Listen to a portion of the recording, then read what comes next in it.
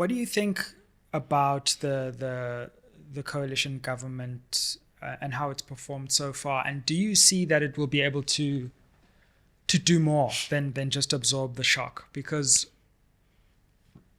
one can feel that there's a certain relief in the country. The election is over. There's a new government. At least now we can all go forward. But sooner or later, it seems to me, I could be wrong, people will start expecting more than just this stability. They're going to want to see progress. And I suppose maybe this year, that's going to be the test for this government. Here's the thing. And South Africans will lynch me for saying what I'm going to say now, but I'll say it. This coalition government will not do more. It's not possible for it to do more. And I'll explain.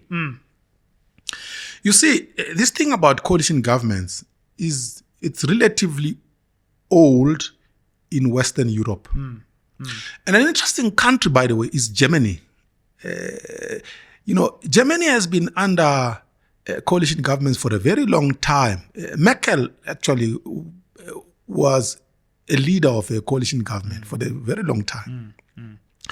But you see, the Europeans, Western Europeans in particular, could afford to have a coalition government that does basics without damaging that society. Why?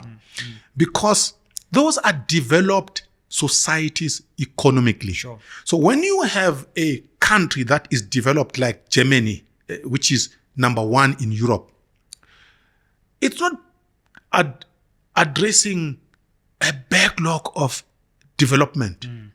It is simply managing things so that things don't get derailed. But the economy is well-oiled. People have jobs. There's a social welfare system that is working. So if the politicians can just stay calm in the headquarters, that's fine. The Germans are happy. But you see, in South Africa, we are not blessed with that kind of a situation. We've got a huge developmental backlog. South Africa is a country of two nations, to quote Thabo Mbeki. You've got a first world, which is actually a smaller part of South Africa. But you have a big underclass. Now, the problem is this. In this coalition government, you've got the DA representing the first world. So if things were to remain the way they are, the DA would have no problem. Because its constituency, whites, in the main, are okay. They don't live in shacks. They don't live in informal settlements.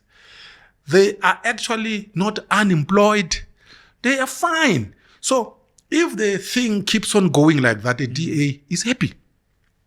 But then the other side, that is the component that represents the underclass, black people, unemployed, uneducated, hopeless, living in formal settlements, and all of that stuff, is the ANC that is supposed to represent that component. But the ANC has gone mad. It's no longer representing. So the tensions between the ANC and the DA. The DA is sincere and honest in representing its constituents. The ANC is insincere and corrupt. It no longer represents the black underclass. So the DA will pull to the right. The ANC is supposed to pull to the left. But the ANC, as I said, it has gone mad. So it's not pulling in any direction. It's pulling and in all directions. Exactly. So the result is there will be no radical movement. It's a stalemate. It's a stalemate. So South Africa will begin to move the day there is no longer a stalemate. So either the forces of the right take over and take the South African economy and South African society in the right direction, or the forces of the left take over and take the South African economy and the South African society in the left direction.